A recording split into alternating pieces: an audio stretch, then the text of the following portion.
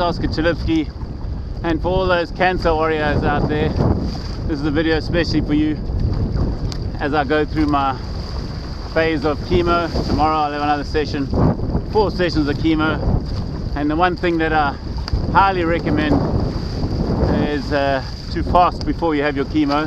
And funny enough, now it's been medically proved that it's good to be fasting. I've always done it.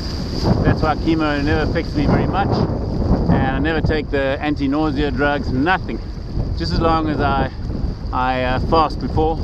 But there are a few other things that you need when you're doing chemo. The next thing is the support. Claire's been to every single chemo session that I've done, except when I was in a COVID thing, then they couldn't do it. But you always need support.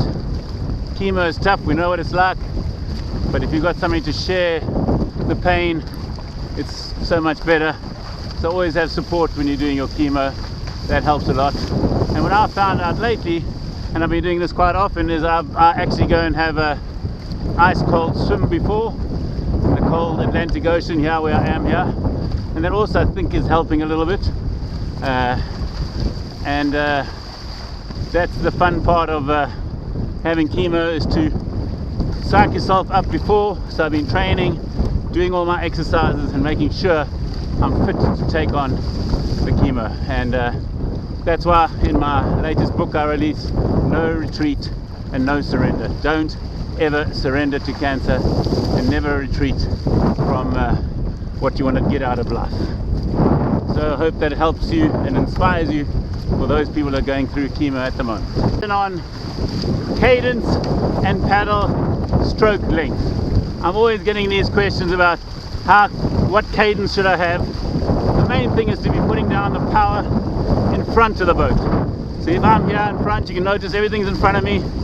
I'm keeping my paddle, taking it out early, and my cadence fairly low, but I'm putting down a lot of power, making sure my blade's buried properly, as opposed to doing what people think you have to do, is you pull the paddle a long way back where you're getting no power, and a long way back where you're getting no power.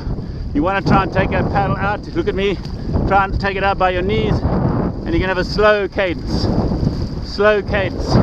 I can make my boat go faster like I'm doing now. The cadence stays the same. Stays the same. Notice this stays the same.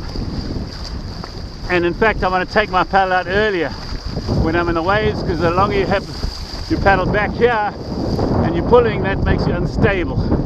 So you really got to change your paddle length to test trying to have a short paddle and try and take it out early. It's a very good exercise for you to do. So you take everything out in the front and looking at nice powerful strokes.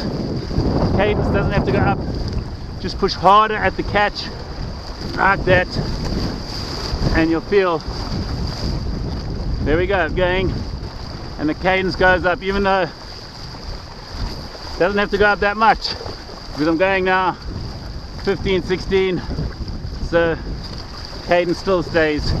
And here I go, I'm just pushing harder, my cadence not going up, my speed is going up, my cadence not going up. And that's what you're trying to concentrate. Don't pull past vertical, especially in the ocean, because that's when the problems happen. Don't pull back like that, or back like that. In my latest book, No Surrender, No Retreat, No Surrender, I've got life lessons in there after every chapter. One of those life lessons are to do 10% more than somebody else. And you know what that'll do?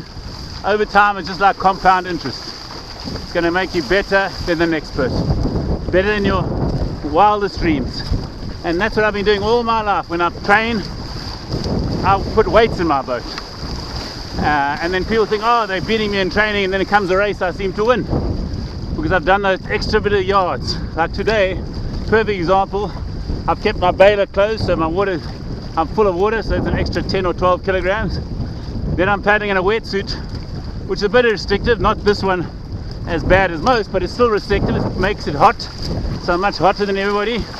And then you can see that those 2 orange bands over there, I've got 2 bands with knots underneath to slow me down. So while I'm training, I'm just training a little bit harder than everybody else, and that little bit of extra only 10% will help me on the long run, and that's what gets you ahead.